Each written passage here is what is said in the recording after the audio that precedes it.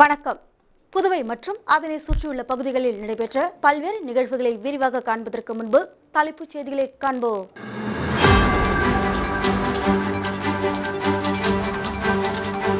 கழிவறையிலிருந்து வெளியேறிய விஷவாயு தாக்கி 3 பேர் உயிரிழப்பு, மேலும் சிலர் மருத்துவமனையில் சிகிச்சை. விஷவாயு தாக்கி உயிரிழந்த மாணவியின் குடும்பத்திற்கு 30 லட்சம் ரூபாய் நிவாரணம், மேலும் இருவரின் குடும்பத்திற்கு தலா 20 லட்சம் ரூபாய் வழங்கப்படும் என முதலமைச்சர் ரங்கசாமி அறிவிப்பு. விஷவாயு தாக்கி 3 பேர் உயிரிழந்த சம்பவத்திற்கு கண்டனம், சட்டமன்ற உறுப்பினர் நேரு தலைமையில் சட்டப்பேரவை முற்றுகை. முத்தியால்பேட்டையில் பாலியல் வன்கொடுமைக்கு சிறுமி பலியான சம்பவம், ஆதி திராவிடர் நலத்துறை மூலம் நிவாரணம். இனி விரிவான செய்திகள். புதுச்சேரியில் கழிவறையிலிருந்து விஷவாயு வெளியானதில் ஒரே பகுதியை சேர்ந்த ஒரு மாணவி உட்பட 3 பெண்கள் உயிரிழந்த சம்பவம் பரபரப்பை ஏற்படுத்தி உள்ளது. புதுச்சேரி ரெட்டியார்பாளையம் புதுநகரில் கழிவுநீர் சுத்திகரிப்பு நிலையம் உள்ளது. இங்கிருந்து விஷவாயு வீடுகளில் கழிவறை வழியாக வெளியேறுவதாக புகார் இருந்து வந்தது. இந்த நிலையில் இன்று காலை கழிவுநீர் சுத்திகரிப்பு நிலையத்திலிருந்து வெளியேறிய விஷவாயுவால் அதே பகுதியை சேர்ந்த தாய் மகளான மூதாட்டி செந்தாமரை, காமாட்சி மற்றும் மாணவி செல்வராணி ஆகியோர் மூச்சு திணறல் ஏற்பட்டு உயிரிழந்தனர். இதுகுறித்து தகவல் அறிந்த ரெட்டியார்பாளையம் காவல்துறையினர் சம்பவ இடத்திற்கு விரைந்து சென்று 3 பேரின் உடலையும் பிரேத பரிசோதனைக்காக அரசு மருத்துவமனைக்கு அனுப்பி வைத்தனர். மேலும் விசாரணையில் அப்பகுதி முழுவதும் உள்ள பாதாள சாக்கடையில் இருந்து விஷவாயு வெளியேறியதை கண்டறிந்தனர். இதனையடுத்து ஒலிபெருக்கி மூலம் அப்பகுதி மக்களை அங்கிருந்து வெளியேற்றினர். இதனிடையே மூச்சு திணறல் காரணமாக 5க்கும் மேற்பட்டவர்கள் அரசு மருத்துவமனையில் அனுமதிக்கப்பட்டனர். இந்த தகவல் புதுச்சேரி முழுவதும் காட்டுத்தீ போல் பரவியது. இதனைத் தொடர்ந்து சம்பவ இடத்திற்கு மாவட்ட ஆட்சியர், சுகாதாரத்துறை அதிகாரிகள், வருவாய்த்துறை அதிகாரிகள், பொதுப்பணித்துறை அதிகாரிகள் விரைந்து வந்தனர். மேலும் அங்கிருந்த பாதாள சாக்கடைகளில் இருந்த விஷ வாயுக்களை வெளியேற்றும் பணியில் பொதுப்பணித்துறை ஊழியர்கள் ஈடுபட்டு வருகின்றனர். இதனைத் தொடர்ந்து பொதுப்பணித்துறை அமைச்சர் சம்பவ இடத்திற்கு வந்து ஆய்வு மேற்கொண்டார். மேலும் கழிவுநீர் சுத்திகரிக்கும் பணியில் தனியார் ஒப்பந்தத்தை ரத்து செய்வதாகவும் பொதுப்பணித்துறை உதவி பொறியாளர் மீது நடவடிக்கை எடுக்கப்படும் எனவும் உறுதியளித்தார். இதனைத் தொடர்ந்து சம்பவ இடத்திற்கு முதலமைச்சர் ரங்கசாமி நேரில் சென்று ஆய்வு மேற்கொண்டு சம்பவம் குறித்து அதிகாரிகளிடம் கேட்டறிந்தார். மேலும் பாதிக்கப்பட்ட குடும்பத்தினருக்கு நிவாரணம் வழங்கப்படும் என்றும் தெரிவித்தார். புதுச்சேரியில் விஷவாயு தாக்கி 3 பேர் உயிரிழந்த சம்பவம் பரபரப்பை ஏற்படுத்தியுள்ளது.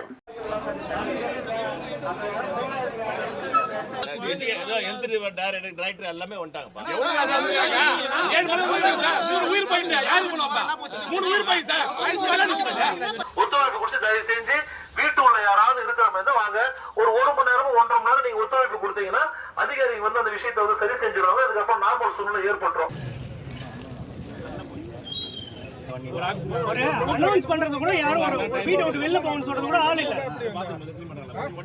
இந்த லெட்டின் பிரச்சனை நிறைய வாட்டி நடக்குது. என்னைக்கு இது தண்ணி லீக் ஆச்சோ அன்னையிலேருந்தே நாங்கள் போய் அங்கே கம்ப்ளைண்ட் பண்ணுறோம். அதே மாதிரி மேரியில் லெட்டர் கொடுத்தோம், எல்லா இடத்துலையும் ஸ்டெப் எடுங்கன்னு சொன்னோம். ஆனால் இன்ன வரைக்கும் ஒரு ஸ்டெப் எடுக்கல.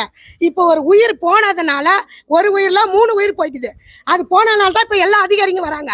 இத்தனை வாட்டி சொன்னோமே, உயிர் போகிறதுக்கு முன்னாடி எந்த அதிகாரிலாம் வந்து பார்த்தாங்களா? யாருமே வந்து பார்க்கல. ஏன் பார்க்கல? இதுக்கு வரி, அதுக்கு வரி, எல்லாத்துக்கும் போடுறாங்க. அதுக்கு மட்டும் போடுவீங்களா? அதுக்கு மிரட்டுவீங்களா? தங்க வைக்கிறோம், அரசாங்க இடத்துல தங்க வைக்கிறோம், அவங்களுக்கு சாப்பாடு கொடுத்துட்றோம். இதுக்குள்ள வந்து இதில் டெக்னிக்கலாக என்ன ப்ராப்ளம் கண்டுபிடிச்சு அதுக்கான நிறைவேற்றிட்டு அதோட ரெக்டிஃபை பண்ணிட்டு சீர் செஞ்சுட்டு அதுக்கப்புறம் மற்ற நடவடிக்கை. புதுச்சேரியில் விஷவாயுவால் உயிரிழந்த சிறுமிக்கு ரூபாய் 30 லட்சம், இறந்த 2 பெண்களுக்கு தலா 20 லட்சம் நிவாரணமாக வழங்கப்படும் என முதலமைச்சர் ரங்கசாமி தெரிவித்துள்ளார். ரெட்டியார்பாளையம் புதுநகரில் ஏற்பட்ட விஷவாயு தாக்குதலினால் 3 பேர் உயிரிழந்த சம்பவத்தை அறிந்த முதலமைச்சர் ரங்கசாமி உடனடியாக சம்பவ இடத்திற்கு நேரில் சென்று ஆய்வு மேற்கொண்டார். இதனைத் தொடர்ந்து முதலமைச்சர் ரங்கசாமி துறை அதிகாரிகளுடன் சட்டப்பேரவையில் உள்ள தனது அலுவலகத்தில் ஆலோசனை மேற்கொண்டார். இதன் பின்னர் செய்தியாளர்களிடம் பேசிய முதலமைச்சர் ரங்கசாமி, புதுச்சேரியில் அனைத்து பகுதிகளிலும் பாதாள சாக்கடை அமைக்கும் பணிகள் முடிவடைந்து வீடுகள் தோறும் இணைப்பு கொடுக்கும் பணி நடைபெற்று வருகிறது என்றும், இந்த நிலையில் ரெட்டியார்பாளையம் புதுநகரில் பாதாள சாக்கடை வழியாக வீடுகளுக்கு விஷவாயு கசிந்ததன் மூலம் 2 முதியவர்களும் 1 சிறுமியும் விஷவாயு தாக்கி உயிரிழந்தனர் என்றும், இது மிகுந்த வருத்தத்தையும் துயரத்தையும் அளிப்பதாக உள்ளது என்றும் குறிப்பிட்டார். இந்த சம்பவம் குறித்து மாவட்ட ஆட்சியரும் பொதுப்பணித்துறை அதிகாரிகளும் உரிய ஆய்வினை மேற்கொள்ள உத்தரவிடப்பட்டுள்ளதாக தெரிவித்த அவர்கள் அளிக்கும் அறிக்கையின் அடிப்படையில் உரிய நடவடிக்கை மேற்கொள்ளப்படும் என்றார். விஷவாயு பரவாமல் தடுக்க ரெட்டியார்பாளையம் பகுதி மட்டுமின்றி புதுச்சேரியின் அனைத்து பகுதிகளிலும் ஆய்வு செய்யப்படும் என்றும், விஷவாயு பரவாமல் தடுக்க அதிகாரிகள் நடவடிக்கை எடுத்து வருவதாகவும் தெரிவித்தார். விஷவாயு தாக்கி இறந்த 2 முதியவர்களின் குடும்பத்தினருக்கு தலா 20 லட்சம் ரூபாயும், இறந்த சிறுமியின் குடும்பத்திற்கு 30 லட்சம் ரூபாயும் நிவாரணமாக வழங்கப்படும் என்றும் முதலமைச்சர் ரங்கசாமி அறிவித்தார். சட்டப்பேரவைத் தலைவர் செல்வம், பொதுப்பணித்துறை அமைச்சர் லட்சுமி நாராயணன், சட்டமன்ற உறுப்பினர்கள் கல்யாண சுந்தரம், நேரு என்கிற குப்புசாமி, மாவட்ட ஆட்சியர் குலோத்துங்கன், அரசு செயலர் நெடுஞ்செழியன், சுகாதாரத்துறை இயக்குநர் டாக்டர் ஸ்ரீராமலு மற்றும் பொதுப்பணித்துறை தலைமை பொறியாளர் மற்றும் அதிகாரிகள் இந்த செய்தியாளர்கள் சந்திப்பின் போது உடனிருந்தனர். பாராளுமன்ற தேர்தலில் காங்கிரஸ் கட்சி மாநில தலைவர் வைத்திலிங்கம் வெற்றி பெற்றதையொட்டி உருளையன்பேட்டை திமுக சார்பாக அவருக்கு பொன்னாடை அணிவித்து பூங்கொத்து கொடுத்து வாழ்த்து தெரிவித்தனர். நடந்து முடிந்த பாராளுமன்ற தேர்தலில் இந்தியா கூட்டணி சார்பாக காங்கிரஸ் கட்சியின் மாநில தலைவர் வைத்திலிங்கம் போட்டியிட்டு அமோக வாக்குகள் வித்தியாசத்தில் வெற்றி பெற்றார்.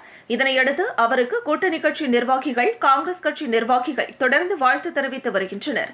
அந்த வகையில் உருளையன்பேட்டை தொகுதி திமுக சார்பாக தொகுதி பொறுப்பாளர் கோபால் தலைமையில் திமுக பாராளுமன்ற உறுப்பினர் வைத்திலிங்கத்தை சந்தித்து பூங்கொத்து கொடுத்து பொன்னாடை அணிவித்து வாழ்த்து தெரிவித்தனர்.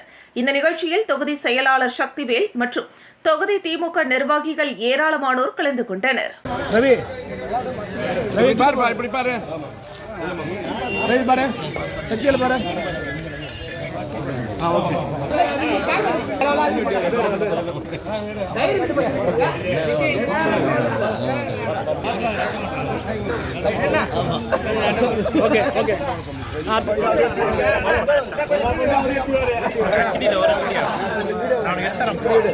விஷவாயு தாக்கியதில் 3 பேர் உயிரிழப்பு. இதனை கண்டித்து சட்டமன்ற உறுப்பினர் நேரு தலைமையில் சட்டசபையை முற்றுகையிட்டு போராட்டத்தில் ஈடுபட்டனர். புதுச்சேரி ரெட்டியார்பாளையம் புதுநகர் பகுதியில் விஷவாயு தாக்கி 3 பேர் உயிரிழந்த சம்பவம் தொடர்பாக பொதுப்பணித்துறையை கண்டித்து முதலமைச்சர் ரங்கசாமி ஆதரவு சுயேட்சை சட்டமன்ற உறுப்பினர் நேரு மற்றும் சமூக அமைப்பினர் சட்டப்பேரவை முன்பு ஆர்ப்பாட்டத்தில் ஈடுபட்டனர்.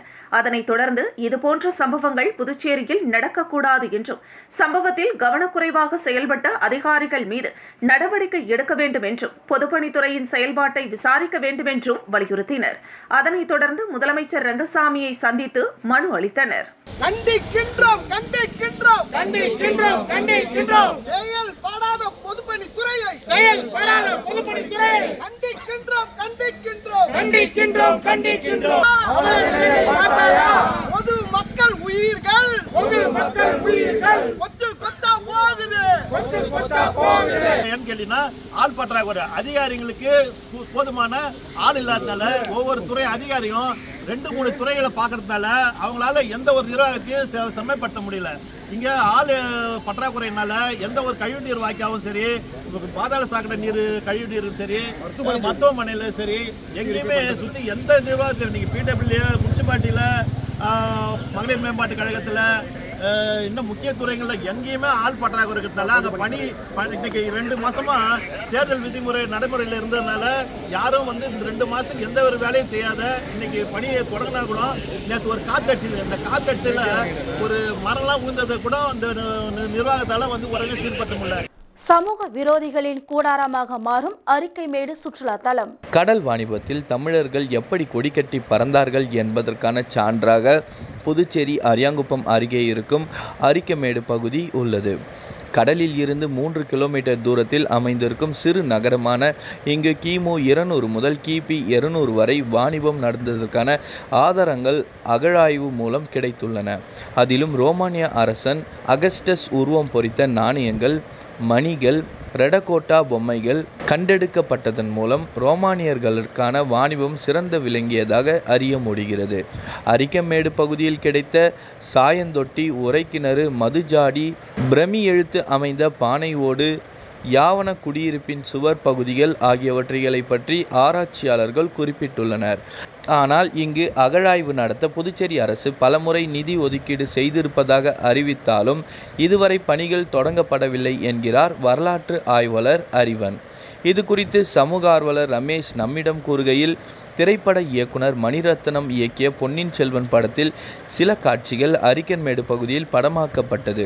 இதன் பிறகு அரிக்கன்மேடு பகுதி பிரபலமானது. புதுச்சேரிக்கு சுற்றுலா வரும் பயணிகள் படகில் ஆற்றை கடந்து வந்து இந்த பகுதியை பார்வையிடுகிறார்கள். ஆனால் இங்கு உள்ள வரலாற்று தகவல்கள் எதுவும் குறிப்பிடவில்லை.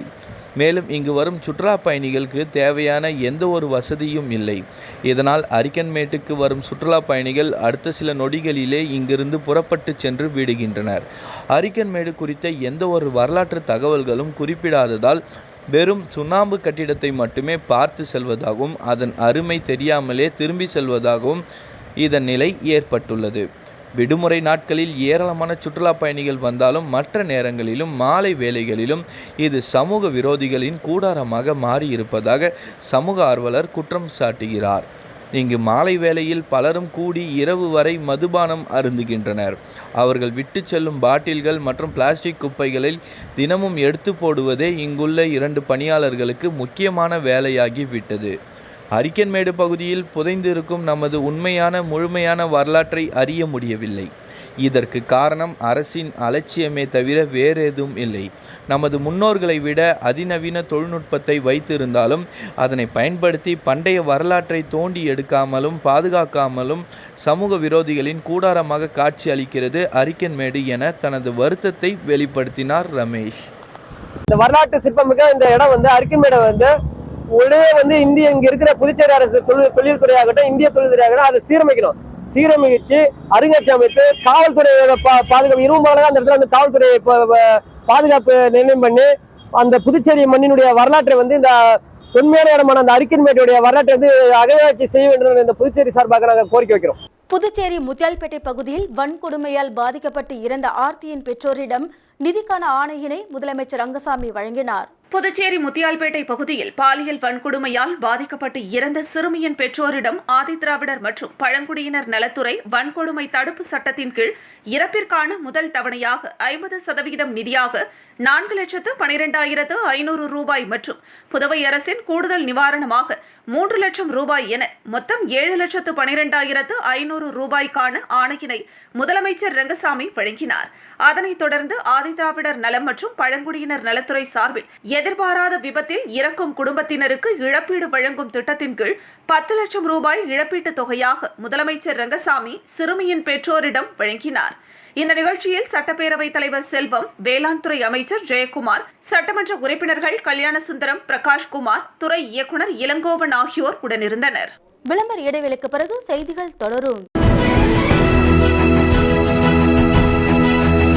பாராமெடிக்கல் கல்வித்துறையில் 13 வருட அனுபவம் வாய்ந்த Mahalakshmi institute of paramedical sciences இன்ஸ்டிடியூட்டின் சிறப்பம்சங்கள்: அனுபவம் வாய்ந்த ஆசிரியர்கள், பெஸ்ட் பிராக்டிகல் கிளாஸஸ், மருத்துவமனைகள் மற்றும் இரத்த பரிசோதனை கூடங்களில் நேரடி பயிற்சிகள், பள்ளி கல்வியை பாதியில் விட்டவர்கள் மற்றும் தமிழ் வழி கல்வி பயின்றோரிடம் தனி கவனம். புதுவையிலேயே மிக குறைந்த கட்டணம், அதனை தவணை முறையில் செலுத்தும் வசதி. உள்நாடு மற்றும் வெளிநாடுகளில் 100% வேலை வாய்ப்பிற்கு உத்தரவாதம். மாணவர்களுக்கு யூனிஃபார்ம், லேப் கோட் மற்றும் ஐடி கார்டு இலவசம். Courses offered: DMLT, DNA, Diploma in X-ray, Diploma in Dialysis, Diploma in Physiotherapy, Diploma in Ophthalmology. Admission நடைபெறுகின்றது. கல்வி தகுதி 10th pass, +2 pass or fail or any degree. நம்பிக்கையோட வாங்க, உங்களை தன்னம்பிக்கையோட நாங்க அனுப்புறோம். Mahalakshmi institute of paramedical sciences, number 253 Lenin street, near Manimekalai government higher secondary school, near பஜனை மடம், கொசப்பாளையம், புதுச்சேரி. உங்க ஒர்க் ஸ்பேஸ்க்கு இல்ல பர்சனல் ஒர்க்கு குவாலிட்டியான கேட்ஜெட்ஸ் தேடுறீங்களா? இனி எங்கேயும் தேடாதீங்க, ஏசர் மால் எக்ஸ்க்ளூசிவ் ஷோரூம் வந்துருங்க. ஆமாங்க, ஏசர் பிராண்டோட லேட்டஸ்ட் மாடல் லேப்டாப், டெஸ்க்டாப், ஆச்சரியப்படுத்தும் அனைத்து தயாரிப்புகளின் ரேஞ்சும் இப்போ நம்ம ஏசர் மால் எக்ஸ்க்ளூசிவ் ஸ்டோர்ல. உங்களோட ஏசர் டெஸ்க்டாப்க்கு தேவையான எல்லா தேவைகளும் எங்க கிட்ட இருக்கு. அதோட ஏசர் மானிட்டர், ஆக்சசரிஸ்னு எல்லாமே இப்போ ஒரே இடத்துல. டிவில இதன ரகங்களான உங்களை ஆச்சரியப்படுத்துற மாதிரி 55 inch UHD 65-inch UHD டிவிக்கள், 70-inch UHD டிவிக்கள், V series QLED டிவிக்கள். இந்த சம்மருக்கு ஸ்டூடெண்ட்ஸ்க்கு எக்கச்சக்க ஆஃபர்ஸோட Acer Aspire 3 series, Acer Aspire 5 series, Acer Aspire 7 series, Acer Swift thin and lightweight, Acer Nitro series, Acer Predator Helio series, Acer Projector இவை அனைத்திற்கும் student ஆஃபர்ல 7% special discount. அதுவும் கூடுதல் உத்தரவாதத்தோட உங்க ஷாப்பிங்கை இன்னும் ஹாப்பி ஆக்குற மாதிரி பழசுக்கு புதுசு எக்ஸ்சேஞ்ச் ஆஃபர், கூடுதல் வாரண்டி. அதோட பஜாஜ், HDB, HDFC வங்கி மூலம் ஈஸி EMI-ல வாங்கிட்டு போங்க. ஏசர் பொருட்கள் வாங்குங்க, உங்க லைஃப ஹாப்பியா கொண்டாடுங்க. நம்பர் 91 காமராஜ் சாலை, GRT Dwellers எதிரில், பாண்டிச்சேரி. செல் 9092588333. செய்திகள் தொடர்கின்றன. மைசூரில் உள்ள இந்தியா மொழிகளின் மத்திய நிறுவனத்தில் 3 நாட்கள் முதல் செம்மொழிகள் மாநாடு நடைபெற்றது. மைசூரில் உள்ள இந்திய மொழிகளின் மத்திய நிறுவனத்தில் முதல் செம்மொழிகள் மாநாடு 3 நாட்கள் நடைபெற்றது. செம்மொழிகளான தமிழ், சமஸ்கிருதம், தெலுங்கு, கன்னடம், மலையாளம், ஓடியா மொழிகள் குறித்து கட்டுரை எழுதிய பேராசிரியர்கள், ஆய்வாளர்கள், மொழி வல்லுநர்கள் என பலரும் பல மாநிலங்களில் இருந்தும் வந்து கட்டுரை வழங்கினர். புதுச்சேரியிலிருந்து காஞ்சிமாமுனிவர் அரசினர் பட்டமேற்படிப்பு மற்றும் ஆராய்ச்சி நிறுவன தமிழ்துறை தலைவர் பேராசிரியர் கிருஷ்ணகுமார் கட்டுரை வழங்கினார். திங்களோடும் செழும் பருதி தன்னோடும் என்னும் பாவேந்தரின் பாடலை எடுத்து காட்டி தமிழ்மொழி மலையும் கடலும் பிறந்த பொழுது பிறந்தது என தமிழ்மொழியின் பழமையை நிறுவினார். தமிழ்மொழியானது குறைந்த ஒளி முயற்சியுடன் பேசும் வகையில் இன எழுத்துக்களுடன் கட்டமைக்கப்பட்டிருப்பதை எடுத்துக்காட்டுகளுடன் கூறினார்.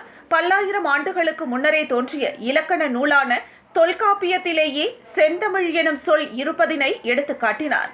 குழந்தைகளுக்கு அகர வரிசை சொல்லிக் கொடுக்கும் பொழுது அறத்துடன் சொல்லிக் கொடுக்க வேண்டும் என வழிபடுத்திய தமிழ் மூதாட்டி ஔவையாரின் ஆத்திச்சூடியை பாடி காட்டினார். அத்தகைய பலமான தமிழ் மொழியில் இலக்கிய புதையல்களுக்கு பஞ்சமில்லை. அதன் பெருமையை உணர்த்தும் வகையிலேயே 22 மொழிகளில் திருக்குறள் மொழிபெயர்க்கப்பட்டுள்ளது. தமிழ் மொழியை தாய்மொழியாக கொண்டவர்கள் அனைவரும் தமிழ் படிக்க வேண்டும். அதற்கு மாறாக பிறமொழி படித்தல் என்பது கண்களை விட கண்ணாடி முக்கியம் என நினைத்தல் போல் ஆகும். தாய்மொழியில் கற்றால்தான் சிந்தனை வளரும். எனவே அனைவரும் செம்மொழியாகிய தமிழ்மொழியை கற்க வேண்டும். தமிழ்மொழியின் இலக்கியங்களை பிறமொழியில் மொழிபெயர்க்க வேண்டும். அப்பொழுதுதான் நம் மொழியின் அருமையை அனைவரும் அறிவர். இதற்கான முயற்சியில் அனைத்து மொழி அறிஞர்களும் ஒன்றிணைந்து செயல்பட வேண்டும் என கூறினார். புதுச்சேரியிலிருந்து மட்டுமின்றி தமிழகத்திலிருந்தும் பிற மாநிலங்களிலிருந்தும் தமிழ் பேராசிரியர்கள், தமிழ் அறிஞர்கள், தமிழ் ஆய்வாளர்கள் என பலரும் பங்கேற்றனர். அரசு பள்ளி மாணவர்களுக்கு குறைந்த விலையில் புத்தக பைண்டிங் செய்து தரும் மாற்றுத்திறனாளி. புத்தக பைண்டிங் என்றாலே என்ன என்று கேட்கும் இந்த காலத்து மாணவர்களுக்கு புத்தக பைண்டிங் குறித்து விழிப்புணர்வு. கடந்த காலங்களில் பள்ளிக்கு செல்லும் மாணவர்கள் பள்ளியில் வழங்கும் நோட்டு புத்தகங்களை வாங்கி அதை பத்திரமாக பாதுகாப்பத்துடன் அதற்கு பைண்டிங் செய்து லேபிள் ஒட்டி அவ்வளவு ஒரு அழகாக பாதுகாத்து வைப்பார்கள். அது மட்டுமல்லாமல் பள்ளிக்கு எடுத்து சென்று மற்ற மாணவர்களிடம் காட்டி அதன் அழகை ரசிப்பதுடன் அவர்களுக்கு புத்தகத்தை பைண்டிங் செய்ய வேண்டும் என்ற எண்ணத்தை ஏற்படுத்துவார்கள். ஆனால் இப்பொழுதுள்ள மாணவர்களுக்கு பைண்டிங் என்றாலே என்ன என்று கேட்கும் அளவில்தான் உள்ளது. இப்பொழுது படிக்கும் மாணவர்கள் புத்தக பைண்டிங் என்பதை பற்றி தெரியாமலே போய்விட்டது. இருந்தாலும் ஒரு சில இடங்களில் புத்தகங்களை பைண்டிங் செய்து வழங்கப்பட்டு வருகிறது. இப்போதெல்லாம் ஜெராக்ஸ் கடைக்கு சென்று பிரிண்ட் அவுட் எடுத்து ஸ்டாப்லர் பின் போட்டாலே அதுவே பைண்டிங் என்று நினைத்துதான் இப்போதைய மாணவர்கள் காலத்தை ஓட்டி வருகின்றனர்.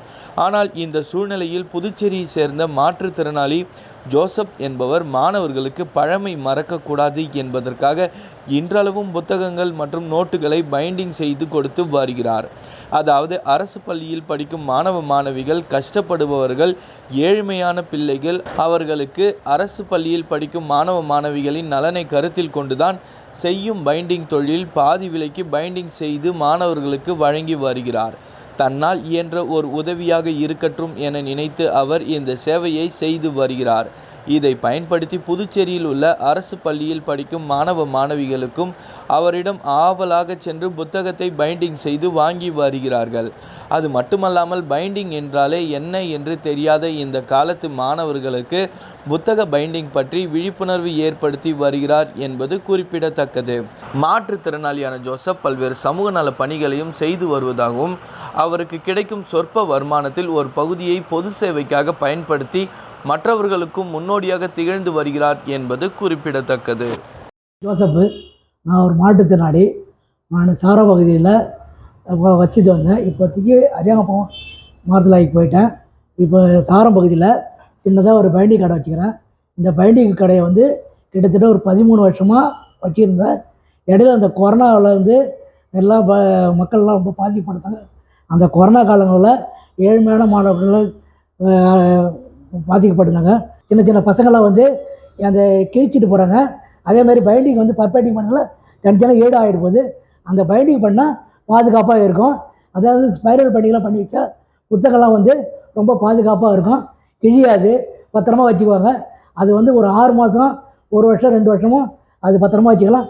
நம்ம படித்த புத்தகத்தை அடுத்த வர மாணவர்களுக்கு அதை கொடுக்கலாம்.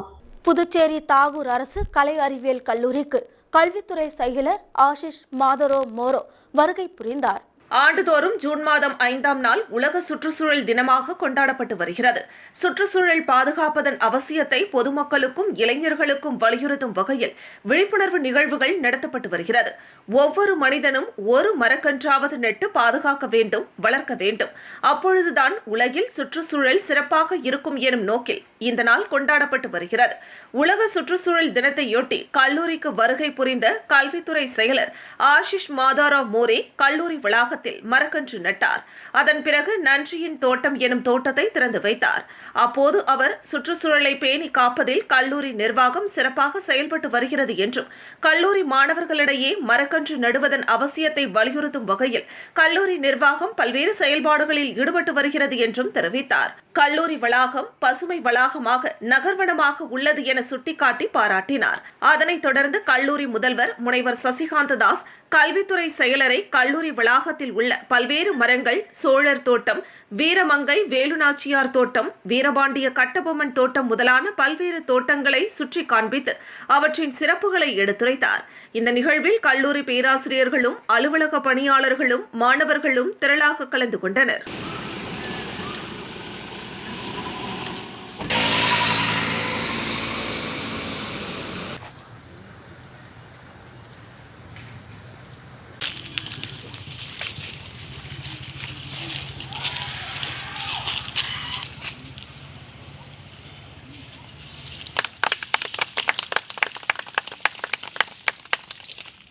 மீண்டும் தலைப்புச் செய்திகள்.